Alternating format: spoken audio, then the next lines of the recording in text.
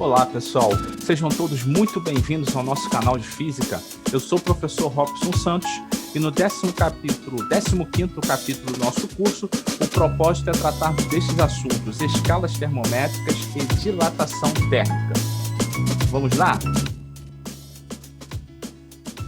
Imagine você chegar num local e identificar mostradores de temperatura com esses valores conforme estão aí na tela.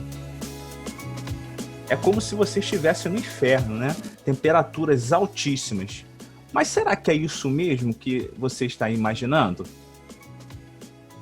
Bom, imagine que você esteja vestido conforme esses modelos aí na foto, para ir a um casamento. Aqui no Brasil, com certeza, vestido desse jeito, você chegaria lá muito bem e com certeza seria bastante notado. Mas isso não é uma realidade para todos os países no mundo. Em cada lugar, há um traje mais adequado para ir-se a um casório. Pois bem, da mesma forma que existe um traje adequado em cada país no mundo, em cada região do mundo, para ir a um evento, existem países que adotaram uma escala de medida de temperatura diferente daqui do Brasil, que é o caso dos Estados Unidos e é o caso da Libéria. Lá, a escala termométrica Celsius não é adotada como escala oficial. No entanto, eles adotaram uma diferente, que é a chamada escala Fahrenheit. Vamos ver cada uma dessas escalas? A escala Fahrenheit, que é esta que nós comentamos anteriormente, ela foi criada por Daniel Gabriel Fahrenheit, um físico alemão, no ano de 1724. Nela, tem-se que o ponto de fusão da água na pressão atmosférica de uma atmosfera é de 32 graus Fahrenheit. O ponto de ebulição da água em uma atmosfera é de 212 Fahrenheit. Ou seja, a variação entre esses extremos da fusão à ebulição da água é de 180 graus Fahrenheit. Os parâmetros históricos para a criação dessa escala termométrica é que o 0 grau Fahrenheit representa o ponto de fusão de uma determinada mistura específica de gelo picado e sal, tá? Uma mistura incerta. Já o 100 graus Celsius representa a temperatura do corpo humano. A escala que nós utilizamos aqui no Brasil, como escala mais comum, é a escala Celsius, que foi criada por Anders Celsius, um físico e astrônomo sueco, no ano de 1742, e que teve como parâmetros históricos o ponto de fusão da água em uma atmosfera, cujo valor é de 0 graus Celsius, e o ponto de ebulição da água em uma atmosfera, que seria de 100 graus Celsius. A variação entre esses extremos é de 100 graus Celsius, ou seja, é por isso que essa escala sempre foi considerada escala centígrada, por causa desses extremos aqui, ó, do 0 ao 100 graus Celsius, você tem uma diferença de 100 graus. É a escala mais utilizada mundialmente. Uma outra escala, que é a escala que pertence ao Sistema Internacional de Medidas, é a chamada escala Kelvin, que também é conhecida como escala absoluta. Uma diferença na descrição da escala Kelvin é que na sua abreviação não há o símbolo de grau aqui. Portanto, não falamos graus Kelvin, nós simplesmente falamos Kelvin. E ela foi criada por William Thomson Kelvin, ou Lord Kelvin, físico, matemático e engenheiro britânico, no ano de 1864. Os parâmetros históricos para essa escala é o estudo do comportamento dos gases, em que o 0 grau Kelvin, ou zero absoluto, constitui-se na temperatura em que a energia cinética molecular de qualquer corpo é nula. Esse valor ele nunca foi verificável pelo ser humano. Ele é encontrado estatisticamente. Acredita-se que, nessa condição, o grau médio de agitação molecular é nulo, é zero. Esse valor é de menos 273,15 graus Celsius, ou simplesmente 0 Kelvin. O ponto de fusão da água em uma atmosfera é de 273 Kelvin, e o ponto de ebulição da água em uma atmosfera é de 373 Kelvin. Ou seja, a variação entre esses extremos é de 100 graus Celsius, ou melhor, 100 Kelvin, Ou seja, a escala Kelvin também é uma escala centígrada. E essa escala, como eu falei anteriormente, é a pertencente ao Sistema Internacional de Medidas, ou SI. Existem outras escalas termométricas. Uma delas é a escala Rankine, criada em 1859 pelo físico escocês William John McCord Rankine. É uma escala muito pouco utilizada, quase você não verá indicações nessa escala termométrica. Uma outra muito pouco conhecida é a escala Homer, criada em 1859 pelo astrônomo dinamarquês Ole Christensen Homer. E também você pode ser o próprio criador da sua escala, em que você determina parâmetros extremos, né? Que você vai escolher, por exemplo, o que vai ser o 0 graus Roberto, ou os 100 graus, ou 180 graus Juliana, que pode ser o ponto de temperatura agradável para o seu banho, ou o ponto em que você acredita que a água está muito quente, está queimando os seus pés, ou você pode criar a sua própria escala termométrica. Não se saberá se isso vai ter uma grande utilidade no meio científico, mas é da sua escolha. Agora a questão mais importante é a seguinte: como realizar transformações entre essas principais escalas termométricas, ou seja, Celsius, Fahrenheit e Kelvin? Primeiro, você precisa estabelecer pontos extremos entre essas escalas. Para a escala Celsius, eu terei como pontos extremos o 0 e o 100 graus Celsius. Para a escala Fahrenheit, o 212 e o 32. E para a escala Kelvin, o 373 e o 273. Veja que esses pontos são equiparáveis porque são os extremos da fusão e ebulição da água em uma atmosfera. Então vamos lá. Primeiramente, vamos pegar a variação de um ponto que você queira determinar, um ponto desconhecido, e o ponto de ebulição da água. E isso ficará no numerador de cada uma das frações componentes desse sistema. Na escala Celsius, eu vou ter do ponto que se quer conhecer até o 0 graus Celsius, que é o ponto de fusão da água. Na escala Fahrenheit, é o ponto que se deseja saber até o 32. E na escala Kelvin, do ponto que se deseja conhecer até 273 Kelvin. E agora, no numerador, nós vamos pegar a variação total entre o ponto de ebulição e o ponto de fusão da água. 100 menos 0 para a escala Celsius, 212 menos 32 para a escala Fahrenheit e 373 menos 273 para a escala Kelvin. Terei no numerador da escala Celsius 100, Fahrenheit 180 e da escala Kelvin 100 também. Realizarei as simplificações em que eu dividirei cada um desses denominadores por 100 e depois por 2. E chegarei, por fim, à equação que é utilizada para comparar todas as escalas termométricas. C dividido por 5 igual a F menos 32 dividido por 9, que é igual a K menos 273 dividido por 5.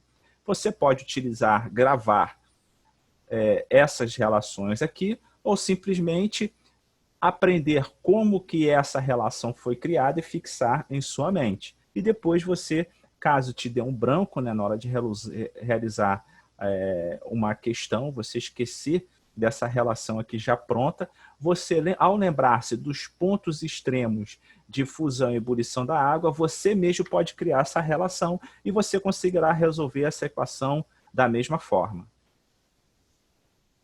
Um primeiro exercício apresenta uma circunstância que um turista brasileiro sente-se mal durante uma viagem a Nova York. Ao ser examinado em um hospital local, a enfermeira lhe diz que sua temperatura no momento era de 104 graus, mas que ele deveria ficar tranquilo, pois já havia baixado 7 graus. Após o susto, o turista percebeu que sua temperatura havia sido medida em uma escala Fahrenheit. Qual era a sua temperatura anteriormente e qual sua temperatura atual? Quais são os dados que a questão nos dá? Primeiramente, é que a temperatura inicial na escala Fahrenheit é de 104 graus. A temperatura final na escala Fahrenheit será de 97, ou seja, uma variação negativa de 7 graus Fahrenheit.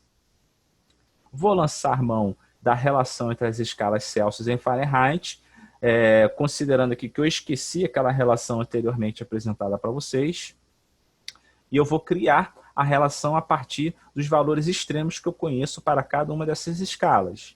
E eu vou ter C menos 0 dividido por 100 menos 0 é igual a F menos 32 dividido por 212 menos 32. E aí eu vou chegar à relação C sobre 5 é igual a F menos 32 dividido por 9. E aí vou agora lançar mão dessa relação em que eu irei substituir os valores. A temperatura inicial na escala Celsius do paciente, dividido por 5, vai ser igual à temperatura inicial do paciente na escala Fahrenheit, menos 32, dividido por 9. 104 menos 32 vai dar 72. Divido 79 por 9, que vai dar 8. Passo 5 para o outro lado da equação e vou chegar que a temperatura inicial do paciente era de 40 graus Celsius. E agora eu vou encontrar sua temperatura final. Vou utilizar a mesma relação, só que agora eu vou achar a temperatura final na escala Celsius e vou lançar mão da temperatura final na escala Fahrenheit. E eu vou ter C dividido por 5 é igual a 65 por 9. Realizo a divisão, eu vou ter uma dízima periódica, 7,2222. Multiplico por 5 e eu vou ter que a sua temperatura final é de 36,1 graus Celsius. Um segundo exercício, tem-se um astrônomo que analisa um buraco negro no espaço. Após muitos estudos, ele chegou à conclusão que este corpo celeste tinha temperatura de 10 Kelvin. Qual a temperatura do buraco negro em escala Celsius? Vou lançar mão daquela mesma relação que eu apresentei para vocês e que eu vou apresentar os extremos de cada uma das equações. O dado que a questão me dá é que a temperatura do buraco negro é de 10 graus Kelvin. Deseja-se saber qual a sua temperatura na escala Celsius. Então, ao fazer a relação aqui, conforme eu apresentei na equação anterior para vocês, eu vou chegar à relação que qualquer valor na escala Kelvin é igual ao correspondente valor na escala Celsius mais 273. Substituo o K por 10, são 10 Kelvin. Passo o 10, passo 273 para o outro lado, subtraindo 10. Eu vou chegar que essa temperatura de 10 Kelvin na escala Celsius representa menos 263 graus Celsius. Agora vamos diferenciar o que seria temperatura do que seria sensação térmica. Para isso, eu vou mostrar para vocês o seguinte experimento que você mesmo possa fazer. Tenha 3 tanques em que você tem num deles uma água numa temperatura que você considere fria, numa outra que você considere morna, ou seja, mais adequada à sua temperatura corporal, e no outro tanque você tem a água e que você considere quente. Coloque um dos seus braços no tanque com água fria e o outro braço no tanque com água quente. Posteriormente, você coloque os 2 braços no tanque do meio, ou seja, naquele cuja água você considere como morna. O que você vai perceber? Que o braço que antes estava no tanque com água fria, você vai ter a sensação térmica de quente. Já o braço que você antes tinha colocado dentro do tanque com água quente, você vai ter a sensação térmica de frio. No entanto, essa mesma água que você está colocando os 2 braços, ela tem uma única temperatura. Ela não tem a temperatura para o seu braço direito e uma outra temperatura para o seu braço esquerdo. Ela tem um valor único de temperatura. No entanto, você vai ter 2 sensações térmicas distintas, porque um desses braços você colocou anteriormente na água fria e o outro braço você colocou na água quente. Então, isso que nós percebemos através da nossa epiderme é chamada de sensação térmica, de frio ou de quente. No entanto, isso não quer dizer que você pode averiguar corretamente, ou seja, aferir corretamente a temperatura de um ambiente ou de um corpo qualquer baseado na sua sensação térmica. Você pode ter uma peça que lhe seja pregada, conforme eu apresentei nesse experimento aí para vocês. Agora, o conceito físico de temperatura, para representá-lo melhor, eu vou apresentar esse vídeo aí para vocês. Então vamos imaginar um espaço hermeticamente fechado em que no seu interior eu tenha água cuja temperatura esteja em 0 graus Celsius e que eu possa aquecer ou esfriar esse recipiente. Veja que as moléculas de água, moléculas de hidrogênio e oxigênio, elas estão num determinado grau de agitação. A partir do momento que eu começo a aquecer esse recipiente, consecutivamente a água, veja que o grau de agitação molecular começa a aumentar. E as moléculas começam a separar-se uma das outras. Ou seja, com o aumento de temperatura, aumenta-se o grau médio de agitação molecular. E se por acaso agora eu quiser resfriar esse recipiente consecutivamente à água, vai acontecer o processo inverso. As moléculas começarão a agitar-se cada vez menos. Ou seja, a velocidade média das moléculas começa a reduzir. Portanto, a temperatura de um corpo está intimamente relacionada ao grau médio da sua agitação molecular. Então, como podemos definir, temperatura é o grau médio de agitação molecular. Dando continuidade, entraremos agora neste conceito de dilatação térmica, que nada mais é que a variação das dimensões de um corpo de acordo com a variação da sua temperatura. E essa dilatação ela pode ser superficial, linear ou volumétrica. A dilatação que nós chamamos de linear é aquela em que o comprimento de um corpo ele tem um valor extremamente significativo em relação à sua largura e à sua profundidade. As outras dimensões são ínfimas em relação ao comprimento. Já na dilatação, já o corpo em que nós consideramos que a sua dilatação é superficial é porque a variação da sua área é extremamente significativa em relação à variação da sua espessura. A espessura é mínima, varia muito pouco. Ela é ínfima em relação à dilatação superficial. Já a dilatação volumétrica é aquela em que a variação de todas as dimensões, sejam essas profundidade, comprimento e largura, são bastante significativas. Mas antes disso, vamos falar dos chamados termômetros analógicos, que são aqueles mais utilizados, tá? Primeiramente, termômetro é um indicador de temperatura baseado na variação de volume de um líquido ou do comprimento de metais. Então, temos aqui um termômetro analógico baseado num líquido, em que você tem aqui um líquido muito conhecido, que é o mercúrio, e que a partir do momento que ele aquece, você tem a variação no comprimento da coluna de mercúrio. E quando esse líquido é resfriado, ou seja, a temperatura que esse termômetro é submetido reduz, consecutivamente o comprimento da coluna de mercúrio irá diminuir. Outro tipo de termômetro, também analógico, só que não baseado na dilatação de um líquido, é um termômetro industrial. A sua constituição se dá por um par metálico, né? Você tem dois metais distintos que são conectados entre si, e esses metais são sujeitos à mesma variação de temperatura. Acontece que eles se dilatam de forma diferente. Então, consecutivamente, haverá uma deformação nesse par bimetálico, em que um deles irá dilatar mais do que o outro. E a partir do momento que há essa dilatação divergente entre esses metais, você tem conectados a estes uma engrenagem que irá indicar a temperatura do ambiente. A chamada dilatação térmica, ela depende de alguns fatores. O primeiro dos fatores são as dimensões iniciais. É o comprimento inicial, a área inicial ou volume inicial. Tá? Tudo isso vai depender se nós estivermos falando da dilatação linear, superficial ou volumétrica. E o que isso quer dizer? Quanto maiores forem as dimensões iniciais de um corpo, maior será a sua dilatação. Então, vamos pegar duas situações aqui.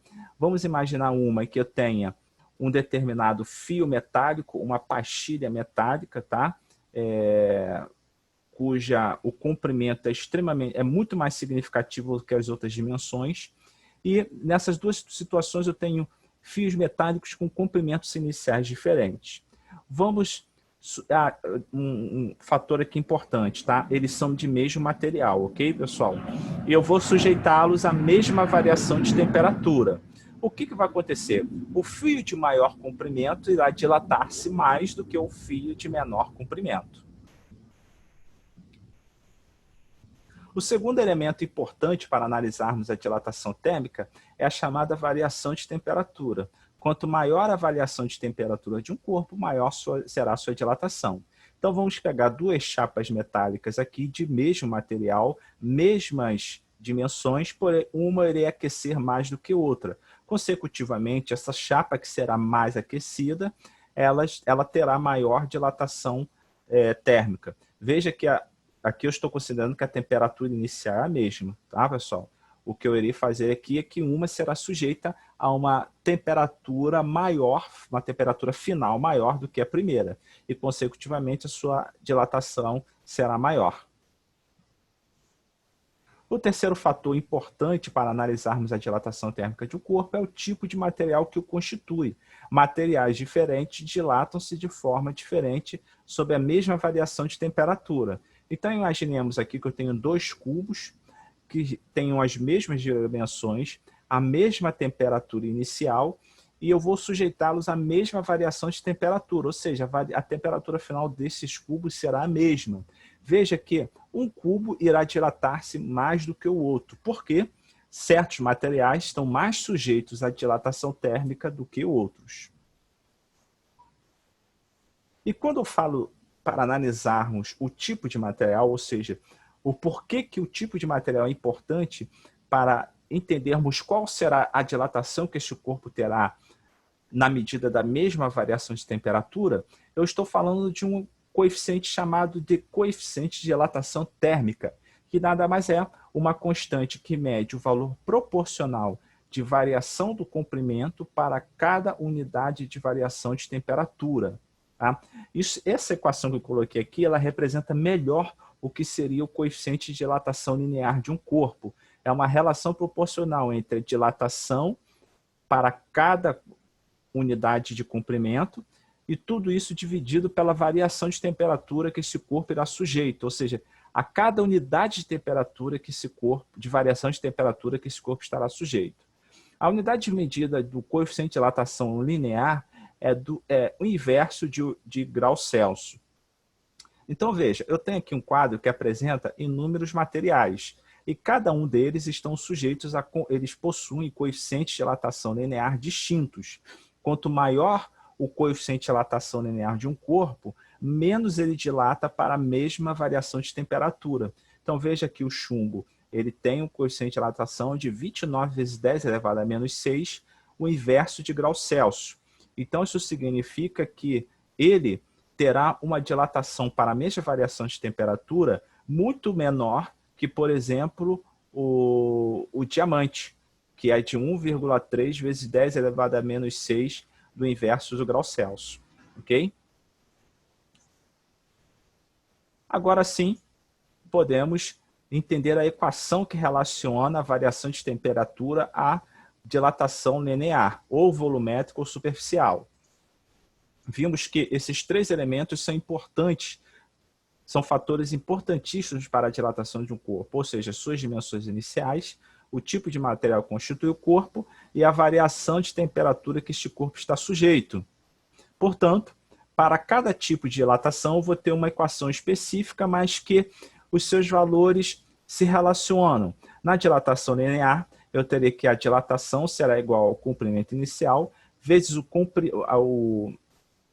coeficiente de dilatação linear deste corpo, vezes a variação de temperatura.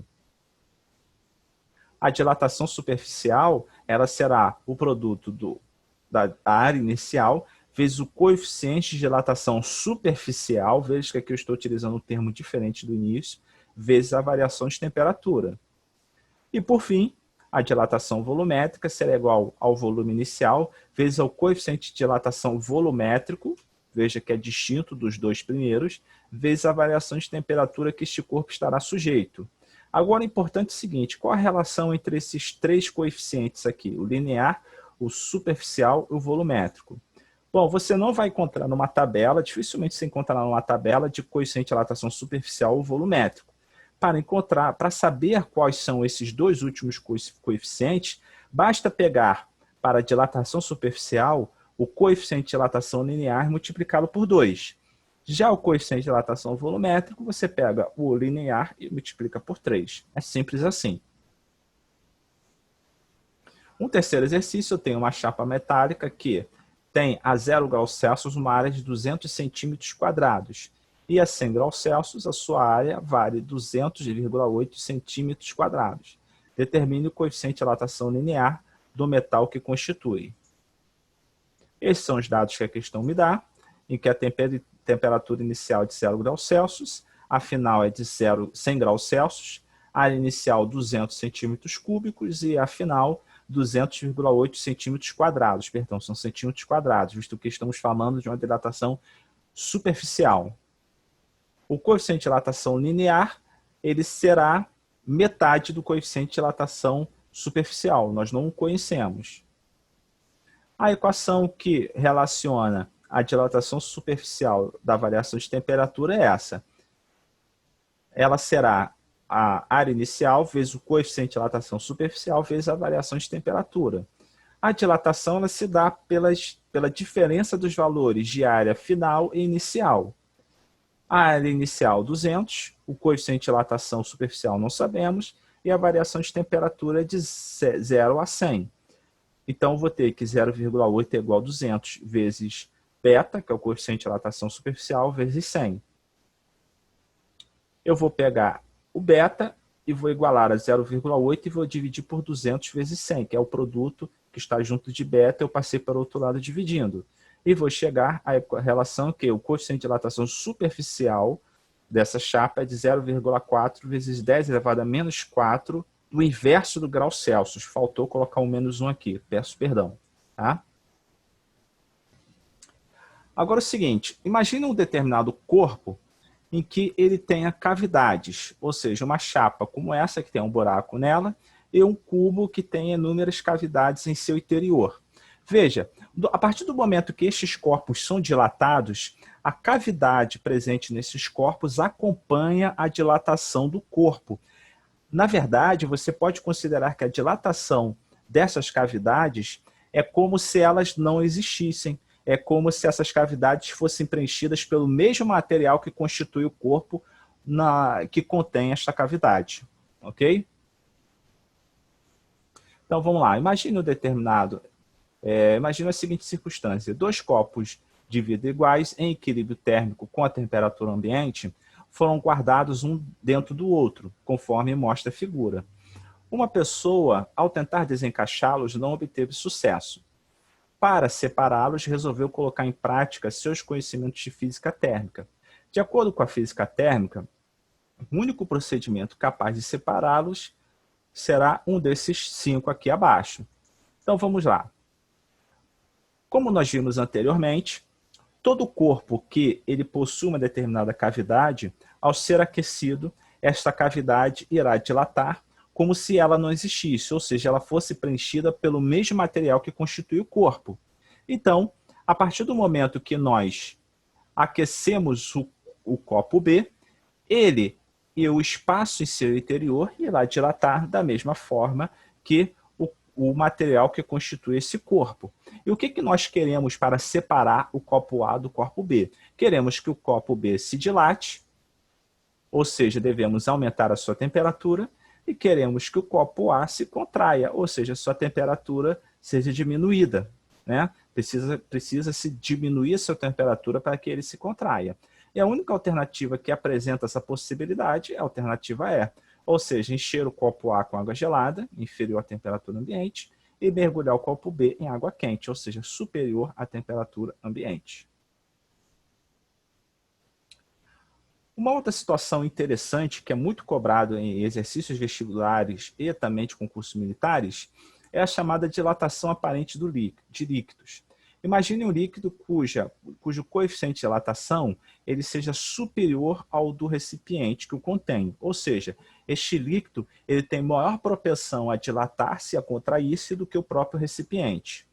Então, o que vai acontecer? A partir do momento que você aquece esse conjunto recipiente e líquido, o recipiente irá dilatar, o líquido também irá, porém o líquido irá dilatar mais do que o recipiente, então que você terá um extravasamento desse líquido dilatado. O que acontece? Isso sugere que esse líquido extravasado é a dilatação do líquido, mas ela não é, porque o recipiente também dilatou. Então, nós chamamos esse líquido extravasado de dilatação aparente do líquido. Ou melhor, temos nesse líquido extravasado uma dilatação aparente do líquido.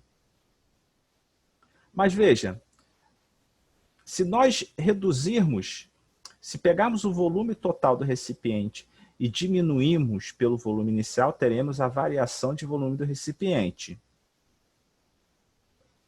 Só que a variação de volume do líquido ela foi superior à variação de volume do recipiente.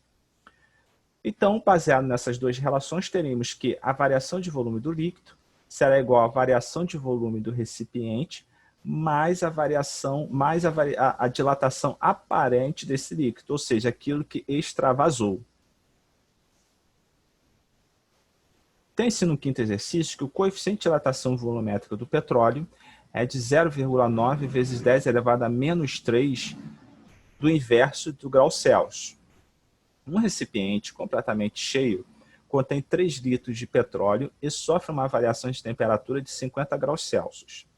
Sabendo que o volume extravasado de petróleo corresponde a 115 mililitros, determine a variação de volume do recipiente. Então, uma circunstância muito parecida com o que eu apresentei anteriormente para vocês. Então, vamos lá. Quais são os dados que a questão me dá? O coeficiente de dilatação volumétrico do petróleo, 0,9 vezes 10 elevado a menos 3. O volume inicial do recipiente vai ser igual ao volume inicial de petróleo de 3 litros. A variação de temperatura que os dois estarão sujeitos é 50 graus Celsius. O volume extravasado de petróleo, ou seja, sua dilatação aparente, é de 115 ml, que ao transformar em litros eu vou ter 0,115 litros. A variação de volume do recipiente é o que se deseja saber. Eu vou lançar essa relação que a dilatação real do petróleo é igual à dilatação do recipiente, mais a sua dilatação aparente. A dilatação do petróleo, eu vou utilizar essa relação. É o seu volume inicial vezes o coeficiente de dilatação volumétrico vezes a variação de temperatura. 3 vezes 0,9 vezes 10 elevado a menos 3 vezes 50. Ou seja, a dilatação do petróleo é de 0,135 litros. E aí eu vou lançar esse valor na primeira equação. 0,135 é igual à dilatação do recipiente mais a dilatação aparente do petróleo, que é aquilo que extravasou, 0,115. Ao subtrair esses dois valores, eu vou ter que a dilatação do recipiente é de 0,02 litros, que corresponde a 20 ml, que está representado nas respostas pela letra A. E mais uma vez, pessoal, termino aqui mais uma de minhas aulas. Muito obrigado pela sua presença. Por favor, não esqueça de dar o seu ok, de realizar os seus comentários e de divulgar o meu canal. Isso contribui muito para a visibilidade e para incentivar-me a continuar com esse trabalho. Como sempre, eu desejo sucesso a você e bons estudos. Até a próxima!